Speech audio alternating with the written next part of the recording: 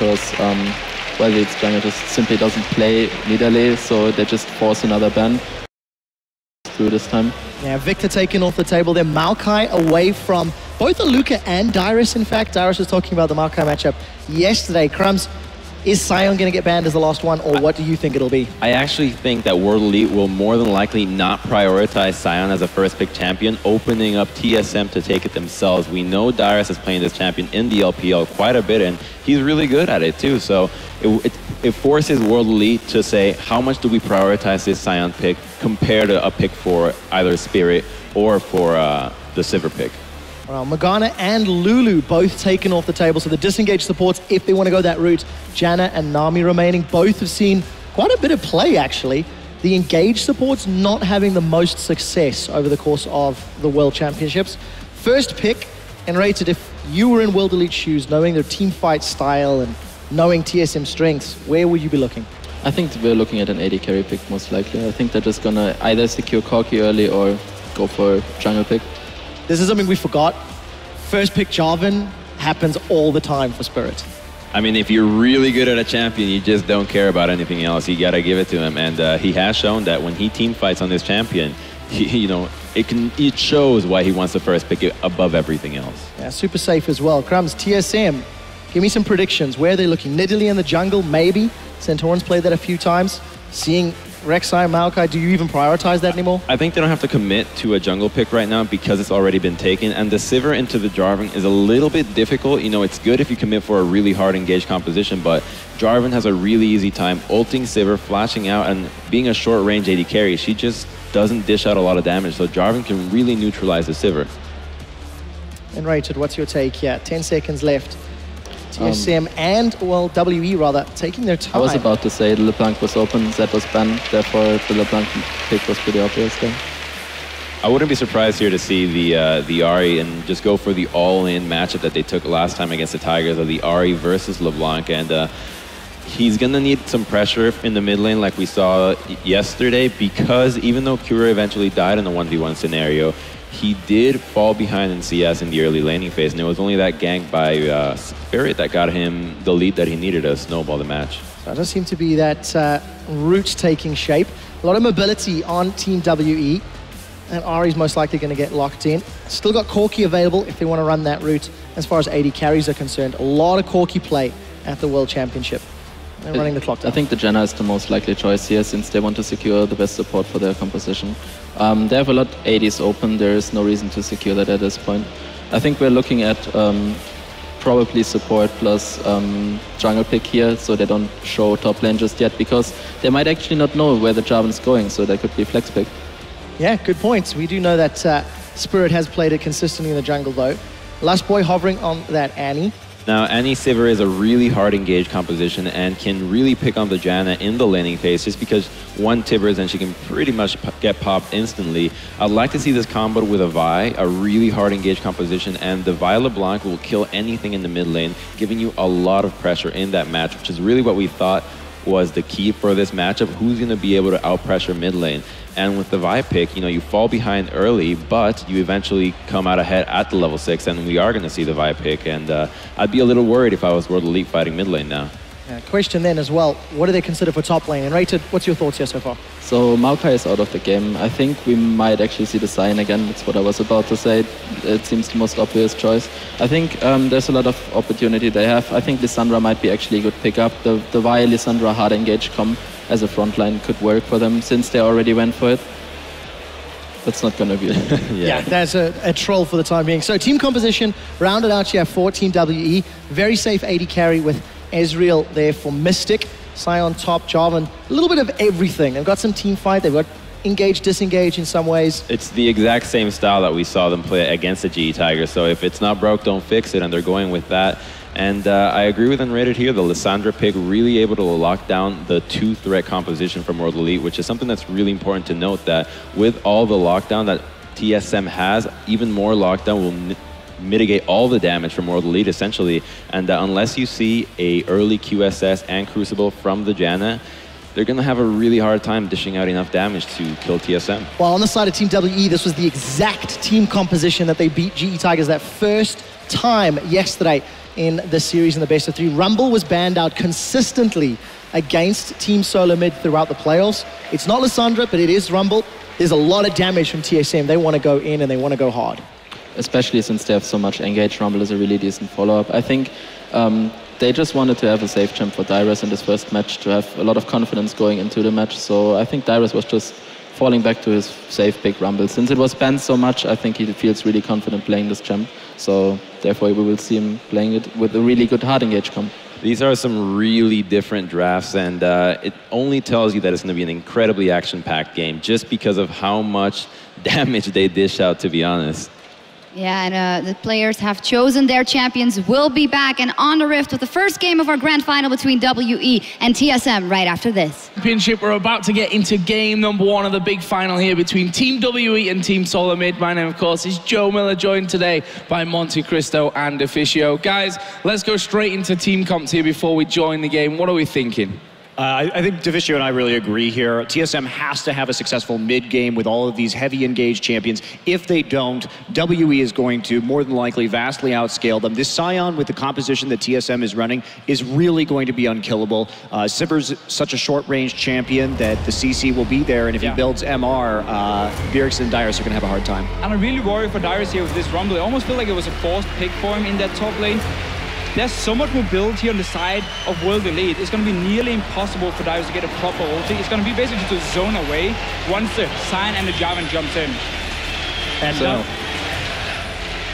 sorry to cut you off. We are in game here for the first one of this best of 5 grand final. Of course, the group's been best of 1, semi-finals best of 3, now up to a best of 5 to decide whose name will go on the trophy here for season 9 of the Intel Extreme Masters. And already Xiye and Bjergsen just having a little bit of fun in that mid lane to kick us off. We're going to see a lot of action around this mid lane here, because when you're playing double assassin, it's really about who can snowball each other here. We haven't seen Santorin being too active in the early game beforehand, while Spirit likes to come in there and give his mid laner a helping hand. When we first saw these two teams play before in one of the first games in this tournament, what happened was that TSM had a very strong early game warding plan, and they got wards on both WE's Krugs and the Gromp so they could keep control of Spirit. And really why TSM did have such a successful early game was they had the teleport on the Diana, Bjergsen was able to maintain pressure in mid, and therefore TSM continued to follow Spirit's pathing. They don't have it this game. We did see WE defensively play against that to prevent the invade. Yeah, I think I will try to predict at least around this bottom lane is because you're playing Sivir Annie, you can push in the lane early. Ezreal doesn't really have much pressure in the early game. That opens up for Lustboy to roam to the mid lane. So if we're going to see a pink ward in the river from Team Solomid, then we can roam with the Annie, and that can really snowball that lane. If he goes in, lands a stun onto Xiye, and we see a kill from Bjergsen, then suddenly that lane is open again for Team Solomid, and they can start invading into the jungle of World Elite and place these deep wards to try and spot out Spirit, which is gonna be the game plan. You gotta be able to track this Jarvan here. Don't worry, Joe. This is all planned for Sion. I knew you were gonna call me out on that as soon as we saw him in there. I just saw the message and I wasn't really thinking about it. That's why I was so surprised the other day. But Aluka, of course, going to do his standard start by now here on Sion. We've seen him do that every single game that he's picked that one. And to be honest, his Sion play has been really, really good. Become an unstoppable tank force in that late game. Yeah, it's one of the few champions we've really seen Aluka deliver on. His engages, he's hit them when it mattered. They haven't always been flawless. It has been a bit hair-raising at times, I will say. And look at this Spirit already with the early crab grab right there to check in and see if he can find Santorin looking for a gank, or at least see if Sion can push up in this matchup. And, you know, for me, this matchup is very interesting. It's the same matchup that Xiye played into Kuro in our last semi-final.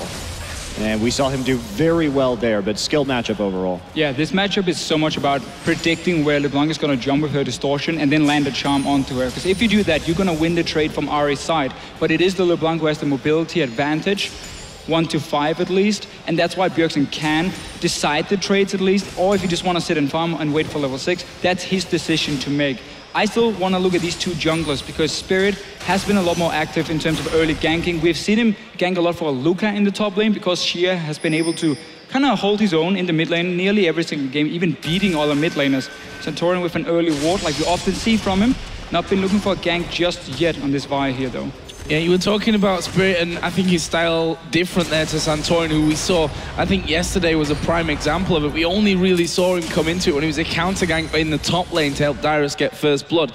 Granted, it wasn't the most proactive of starts, but when he did finally turn up, they were able to get themselves a kill. And expect pretty much similar style from him today, especially playing that Vi to get up to level 6 in the early stages. Bottom lane is actually being pushed up fairly heavy here by Team WE. Yeah, Spirit on that side of the map. Spirit actually took a pretty delayed red buff right here, so we'll see if there's a plan for him coming in, because Santorin should be timing out pretty soon, and he may have that little advantage. Yeah, that should be a pretty good edge for World Elite in terms of early ganks. Even if Santorin is there for counter gank, the red buff is very important. Obviously, this bottom lane is not exactly easy to gank for Vi pre-level 6, Ezreal with his jump, and Janna obviously with the movement speed. Santorin looking, Spirit, around the mid lane. It's going to be so much about these two guys in this mid lane here and what the junglers can do to help them. So far, we haven't seen any action. Just fairly standard farming. Wildturtle falling slightly behind down here in the bottom lane. I'm not sure if they lost the race for level 2, but that's often why we see them fall behind early on. So that must have been it, because what happened was they tried an invade, and yet WE still got the small Krug right there and immediately came back to lane, and that's a double knockup right there, but not too bad. Turtle taking a few pokes, but there's a big advantage, actually, potion advantage already on for Mystic in the bottom lane with that CS edge. It really is a problem. If you don't notice them take this camp at level 1 or at least one of the small golems, you don't notice the XP difference, and then you start pushing the lane early on because you're fighting for that level 2, and once you realize they're going to get it before you and you're stuck in the middle of the lane, then you take a lot of damage. Both junglers, though, once again around this mid lane. Spirit still with that delayed red buff. He's waiting for Bjergsen to use his distortion offensively, and then he can go in and force a flash. Yeah, they were pinging onto him there. I think they'd already realized that Spirit had kind of looped around and gone back in, even when Santorin had backed away. But now coming in again, trying to get in position for a counter gang, which is what we've seen from Santorin in almost every early game. You see how active WE is on the map, though, because when they had their dual lane, had this lane press forward, they sent both the AD and the support up into that mid lane just in case anything happens. So they definitely are trying to be the aggressor here and get some early kills onto the mid lane if they can, and they'll sacrifice, a little CS and a little pressure to do it.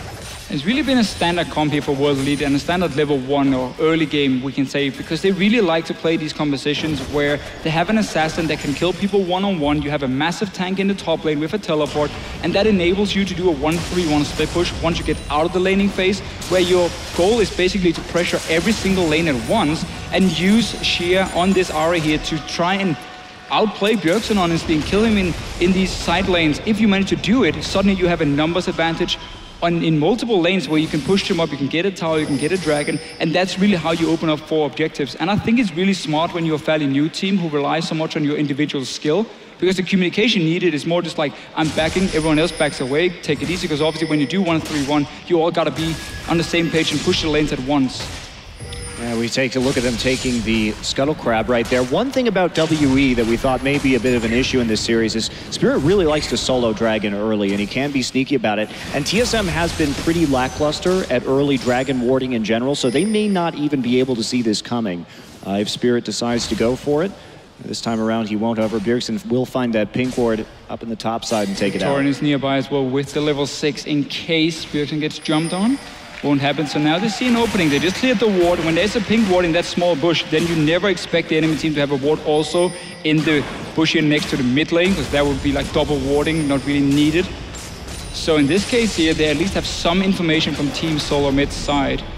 And I really want to see also with Ahri here in this game, because we saw yesterday into double AP, Xiye went for Athene's into Abyssal Scepter and became very strong, at least when fighting these mages. Obviously slightly weak in terms of damage in the overall picture, but against the mages, it's super strong for the one-on-ones, and he looks to be going the same this time here, obviously with double AP or even triple AP with the Annie from Team Solomid, and his goal is kill Bjergsen every time he gets the chance. Yeah, and he's got himself there, Xiye, that blue buff. We also saw Santorin picking up the red buff on his side. Previously, Dyrus using his equalizer actually to just clear out that wave so that he could return home. Pick himself up the haunting guys pretty much straight out there. And he's keeping up decently at this point. And also, just as YuZhe and Lustboy here are going to meet, I don't think there's too much action really to be had there. But we also saw Ahri starting to roam down. Pink ward in position. Could this be the Dragon attempt for WE? Well, they may try and pick up something right here. They're harassing the blue buff at the moment. They want to take this away from Bjergsen, deny him that little bit of extra mana, and he is going to wrap around from the side. This is a dangerous position for WE. There's the TP coming in from both top laners, and both cancelled by everybody. Both cancelled at the same time. Defensive ones coming in, not a whole lot they could do with them, and everyone back away, but they're still staying around the blue buff itself. They really want to deny it and give that edge to the Ahri in the lane matchup. Yeah, they're going to be hard pressed. There's the three shot barrage, takes it! He gets it. That is, okay, let's talk about this now, because Mystic's build, if we take a look at it, he's going a very unusual path for a laning Ezreal, which is that Muramana first, or Manamune rather. And so this is very greedy, but he's winning this lane so hard that he does have some wiggle room. He's so far ahead in CS. Now he's got the blue buff to stack it up even faster, and that means he's going to hit a big power spike that WE needs sooner. And you can simply see how they planned this invade on the blue buff, also by getting that pickaxe. So you want as much damage, but no, bot lane. Yeah, YuZhe completely caught out there. They went for the Tibbers first. It was followed up then by Santorin with the assault and battery. They knew that pink ward was down by Dragon, and they've got the numbers advantage there. This is going to be possibly, I'm not 100% sure if I'm correct, it just feels like this is TSM's first time that they're actually getting a first Dragon in a game. And they really haven't excelled at this, but by choosing that bottom lane gank, they also turn things around for Wildturtle. So very important, because he is going to get that first blood money after falling behind pretty far in this matchup. Only one summoner blown here from Lustboy, so once Santorin gets ulti again, he can look for another gank. There's not a whole lot you can do in that bottom lane. When a Sivir pops her ulti and a Vi jumps towards you, you will end up dead. And that's exactly what happened for Team for Will the lead here. Yeah, very difficult to escape, especially when pushed so far. Bjergsen going at it. Oh, here comes Spirit though. This could be dangerous for Bjergsen. Can they get on top of him? There's a Cataclysm. Bjergsen super low, and they'll finish him off. Xiye picking that one up. Bjergsen should not take this trade here. He knows his own jungler has just blown his ulti, which is so important in these fights around the mid lane. And also Santorin wasn't even here. He was doing the Wolves camp at first, and then Bjergsen jumps in for no reason, gets caught out, and this is so important here. Early kill onto the Ahri, mid lane tower going down as well. This is exactly what World Elite wanted. This is absolutely huge for them. Again, they do have that scaling edge, so getting the early towers is just going to accelerate their growth into the late game. And this is also going to make it so hard for Santorin to look for the next gank, because once you kill that mid tower, you really open up the enemy jungle. You now have multiple ways of getting into the jungle and also get out in case you do get in a bad situation. Look now for Spirit and Xiye to really move in there, place a few D-wards, spot when Santorin is doing some camps, and then suddenly he won't be able to get a gank like we saw before. Oh, Dyrus here might be in a little bit of trouble. I think he should be able to walk away from this one, even as a flash if needed. Spirit walking up there, no Cataclysm available, but he's going to be forced to use it. I didn't think it would go that far, but it certainly did. And Dyrus now turning things around, and that is a lot of damage onto Spirit. Yeah, still summoner blown. However, for Dyrus and the ultimate down as well, so he won't be so much of a threat. This is a sneaky little gank coming in. Nice trap. Oh, Lustboy from the side. That's a good Howling Gale. Wildturtle not able to get in. Santorin a little bit too far away. However, Flash was used there by YuZhe. Yeah, but even so, he didn't use it in the last fight when he was locked down, so he actually had a method of escape this time. But that will set him up for another gank from Santorin if they really want to press this one down. They still are behind in terms of CS. And a little bit of damage control here from Mystic, going for that Sheen as his next item instead of completing. So that's here going to take a little bit longer to get fully stacked.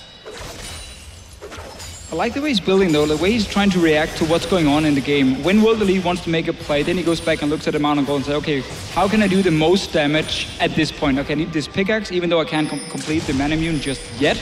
And then I can start, joining in for a potential fight around the enemy blue buff. Then he goes back next time and says, okay, we just died in the lane. What do I need for maximum damage? I need that Sion already. So I like the way he's trying to adapt to it, and he's been doing a very good job. He got that level advantage from level 2, where he got the push first, and that really set TSM behind in this lane. So right there, we did see Santorin come back in for the lane gank. They want to get Janna again if they can. but we did see the recall and then the Krugs kill from Mystic instead. So WE, now with a little fear in them, they are playing further back, opening up some of the CSing opportunities. But here we go up in the top side. Oh, Dyrus going to be caught in Cataclysm, and last time they came around, they didn't have that flash, or Dyrus was forced to use a flash. There's a True Shot barrage coming through. And that bottom lane, Mystic got incredibly low. I liked how they funneled that kill there as well in that top side onto Xiye. Yeah, again, it's about this mid lane here, and that's why WorldLE can take this trade. Top lane tower will take a lot of damage as well, but simply what Team Solomid is trying to do here is using Sivir, who's extremely strong at fast pushing, to get an early tower, and now you can swap her around. You can swap it to the top lane, start fast pushing that one while the dragon is not alive anyway, and that's how you can try and create a global goal advantage, because Ezreal is not able to hold his own in a one-on-one, at least not stop the waves from just pushing in over and over. Problem is, WorldLE are putting their focus on the other side of the map, around the top lane. Dyrus being shot down now. We saw the kill in the mid lane on Bjergsen as well. And that is more important for WorldLE, because when Mystic played Ezreal yesterday, he fell behind the lane, he lost his tower, but it didn't matter because his job in team fights was simply to act as a janitor and just clean up. And just talking about Spirit's jungling this game, he has had such good control over the Rift Scuttlers, just constantly making sure that they go over to WE side as his lanes are pushed up. That has been most of his focus throughout this early game. Much more about that vision, also repeatedly smiting the Raptor buff. We've seen him constantly clearing wards with that ability, and they may try and contest this blue as it's up right now. A lot of people that will be seen by TSM's ward in the river. And we do see Wildturtle in the top lane here, one-on-one against Aluka, so he is swapping from the bottom lane. That's why they put all the pressure on that tower. We'll try and trade potentially this one for the next dragon. Obviously no teleport on your AD carry, but this should also mean a blue buff will go to WorldLE when there's this teleport threat. Yeah, look at that wave control too, shoving all the way up, making sure it's as safe as possible before they go after it. And Lustboy coming up, a little scrapping up in the top lane between Turtle and Aluka. Wow, spell shield used there. Stop Aluka getting that stun out, but we'll see here if that turret does in fact go down. Santorin's actually decided to leave them move more towards that middle side of the map. 30 seconds until the dragon comes up. We can see, if you look at the minimap, that both Jarvan and Ahri are moving down the bottom. This could be really bad news for Dyrus. Will he stick around? No, he won't. Safer play. Okay, smart play by Dyrus here. You saw 3 guys from Team Solomid on the top side. So obviously with the dragon spawning and the bot lane already being pressured from WorldLE, that's an easy tower they trade. They're going to get that dragon as well for themselves.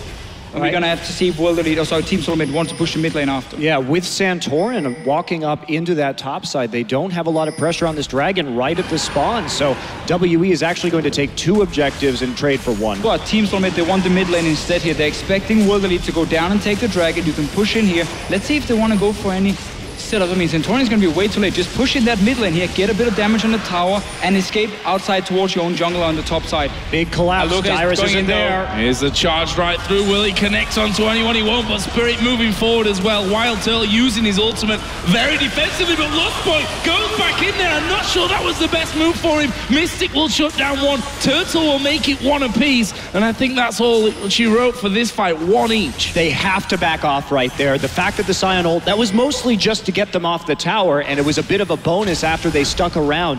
Xiye is very, very strong right now. He's going to be immune to a lot of the magic damage put out due to the fact that he's building Chalice into Abyssal right now, and so very risky engage for TSM to take. I think they were getting a bit greedy right there, and they should have committed to the mid lane push sooner. Exactly. It just seemed like they wanted to do 2 things. One guy was saying we can maybe stop the dragon, so 2 of them were moving down towards that one while the rest was staying in the mid lane, and just didn't manage to push it in time. But 17 minutes in, 2 items now completed on an Ahri. So much magic resistance. This will basically nullify the early magic penetration for Dyrus as well, because once you get up to a certain amount of magic resist, removing 15 is not really going to do a whole lot. That's why you're going to need that Void Staff coming in later on for both Bjergsen and Dyrus, if they want to do any damage to Xiye at least.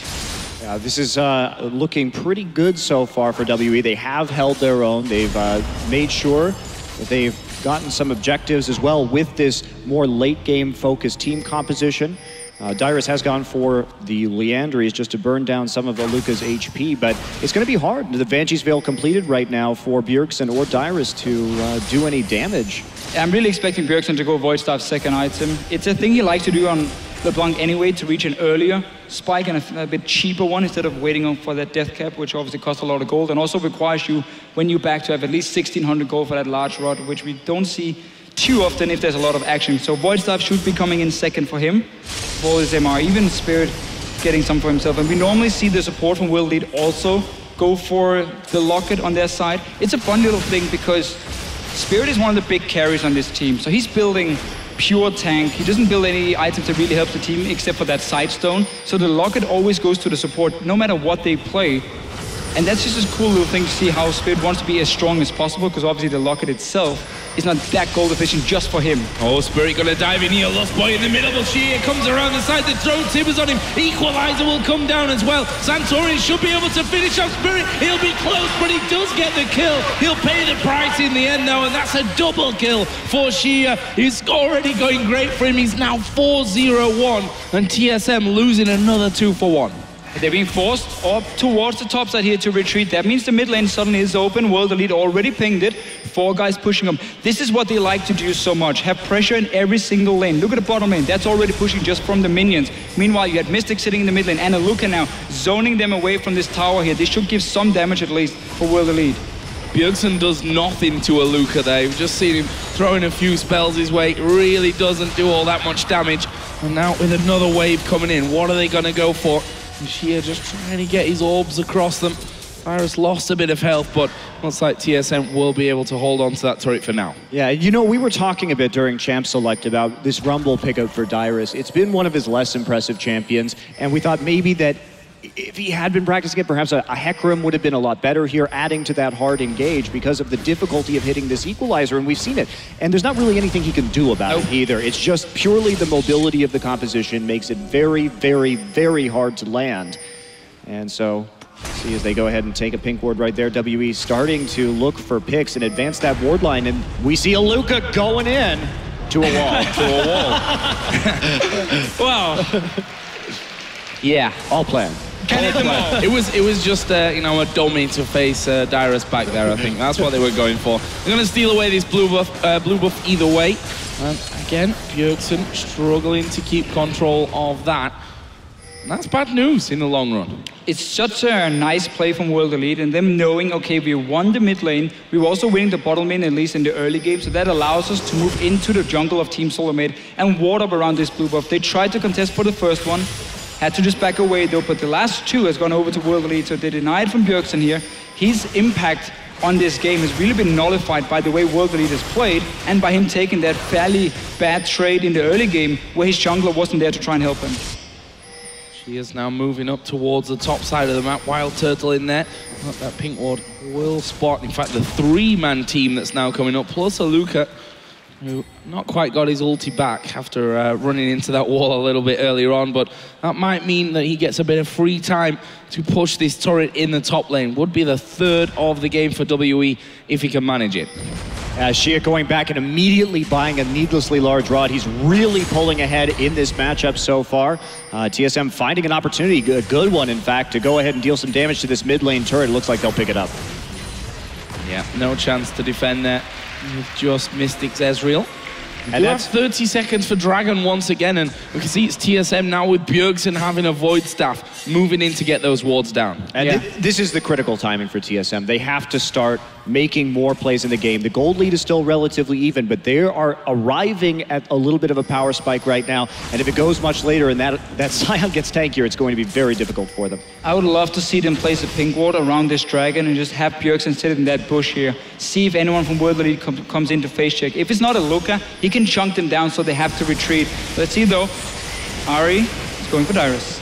Missed the charm, so no kill on there. Dyrus does make it out, but he has been chunked already. He has teleport though. This is big for the fight. No ulti from the Ahri is very, very important here in this mid game. You can see how Bjergsen, he's waiting to get the rest. They're going in. Oh, they're going to get Mystic down instantly there. Lustboy flash timbers. They're now going to aim for Spirit, who manages to get the flag and drag away. Well, they're going to keep chasing. Bjergsen will leap in from the side, and that will be another couple of kills. Meanwhile, Aluka did ulti charge towards them, but he's going to be kept completely off to the side. Xiye might be able to do some damage, but he won't save his teammate, and that is 3 kills for nothing there for TSM. Absolutely love the setup here. They knew, first of all, that Ahri had no ulti, and also you have this mid-game LeBlanc who just finished her Void Staff. Wait in a bush around this dragon. Someone is going to come in and try and face check you, and that's where you can jump in. Lustboy with the engage, and also Mystic. What was he doing there? He's not the guy to run in first. Either you check with your Q or you don't even get near it. Not to mention the misplay by Aluka after going ahead and ulting in. A little bit unnecessary. And for me, you know, right there, better just to see if you can get some wards on your flank and push up to this already damaged tier 2. It's okay to let TSM have that dragon at this timing because you don't want to fight in their power spike. Xiye coming around on Santorin, starting to box him in. Well, YuZhe trying to close him down here. She is going to go dashing over the wall, lands the charm. This is going to be a kill for World Elite, and it is Xiye that makes it 5-0-1 now. And he's just raking in the money. 9,200 gold overall, way more than everyone else in the game, and he's sat on 1,200 to spend again. He's very rich for sure. Really been about this mid lane pressure coming from World Elite. They're pinging this mid tower. The wave is being pushed up now, so Team Solomid had loads of time to get in position. Bjergsen needs to be careful though. He's staying on his top side all alone, so it opens up for World Elite to just go in and poke it a few times. You gotta Trinity Force on your Ezreal, just get it down. Yeah, Aluka steps forward, don't even need to tank there. TSM just letting them have that. That's a 3rd turret for WE. TSM also sitting on 3, and if you look at the gold, there's really not much of a difference between a 150, 200 max. And that's really the big story of this game, right? WE being even in gold right now is a very good sign for them.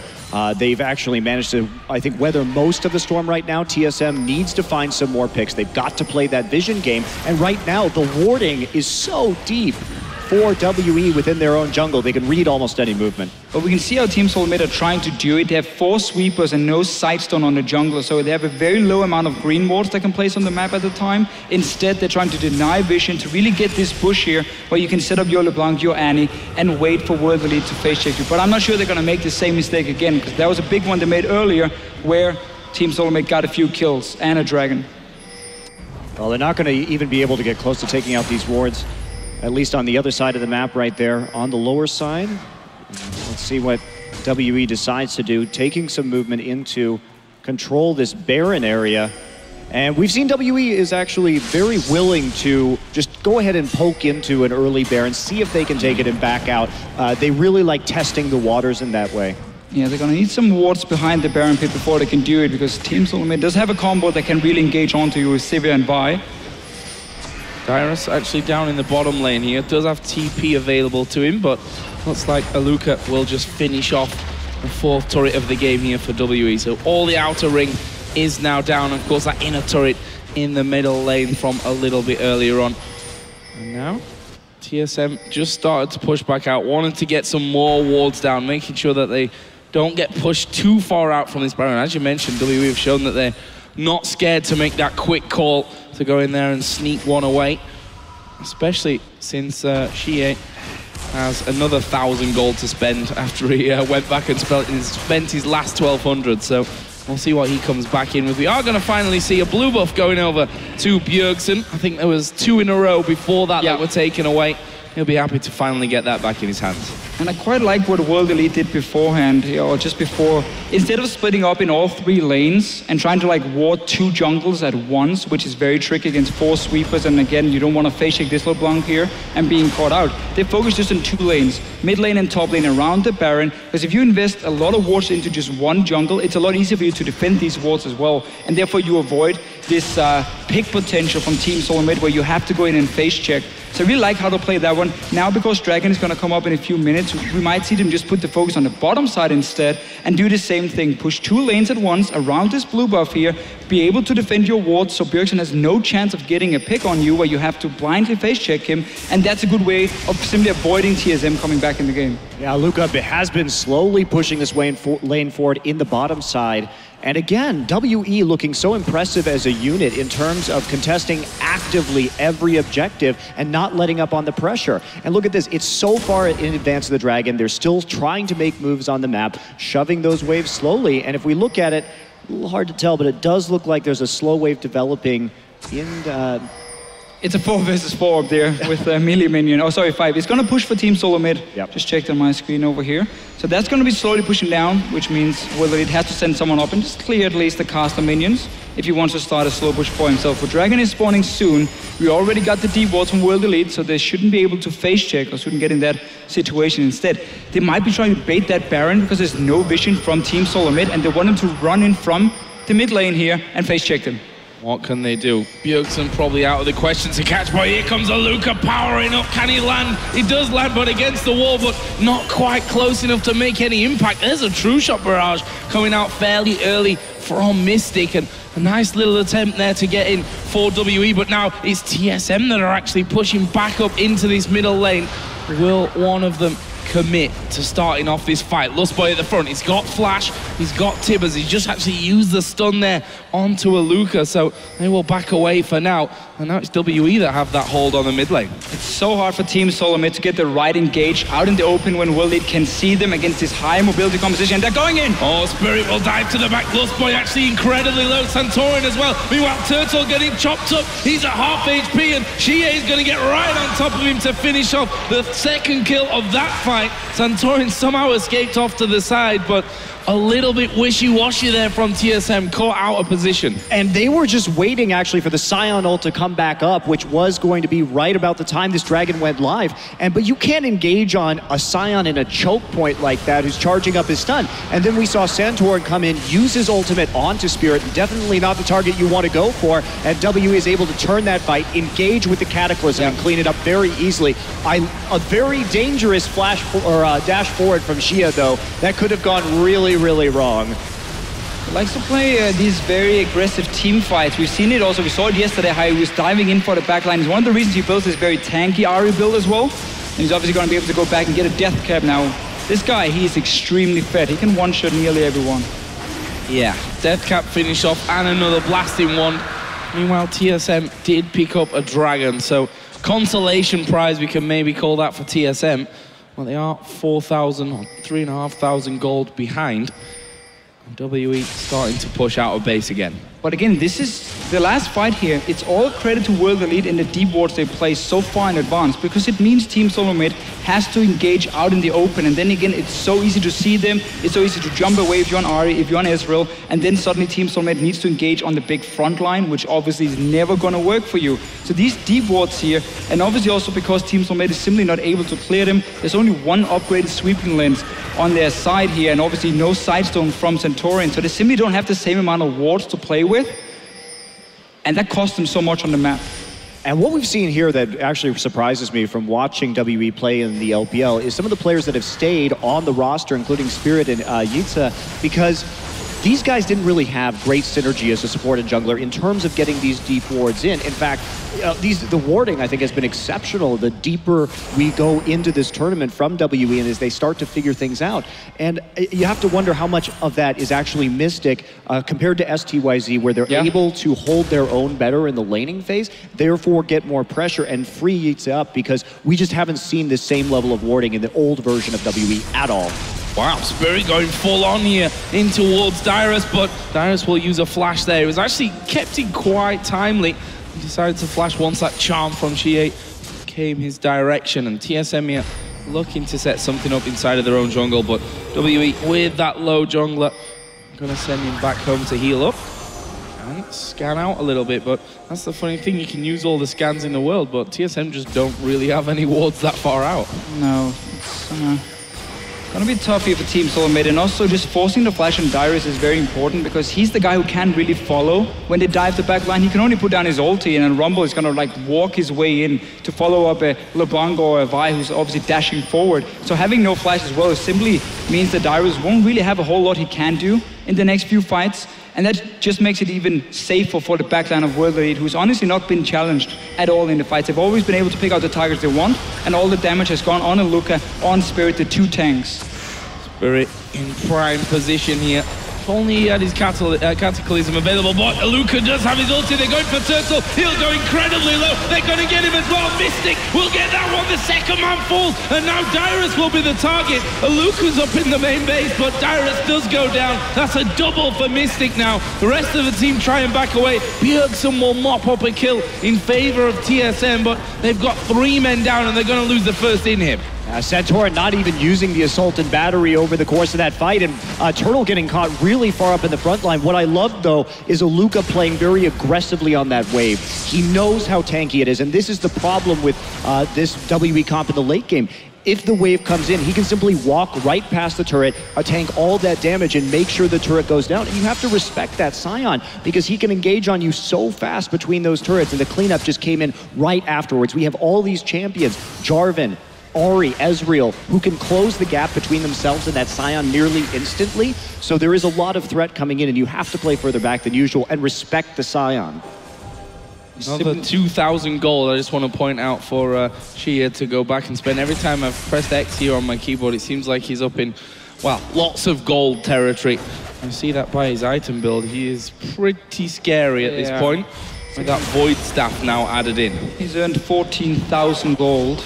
3,000 more than Bjergsen on the side of Team Solomid in this game here. And honestly, Team Solomid, if they want to get a proper fight, they're going to need to have to find some way of flanking on World Elite here, where they can maybe catch out Mystic, or potentially even just lock down the Janna before she can use the Monsoon to start the fight itself. But in order for you to get these flanks, well, again, you need that vision control that World Elite is simply not giving to you. And that's why it's so impossible for Team Solomid to find that right team fight here. And we've talked about it so many times, and they just do the same again. Straight into the jungle, place a few wards. Suddenly there's very little room for Bjergsen to create a pick, or for Santorin to really get the right engage from the flank.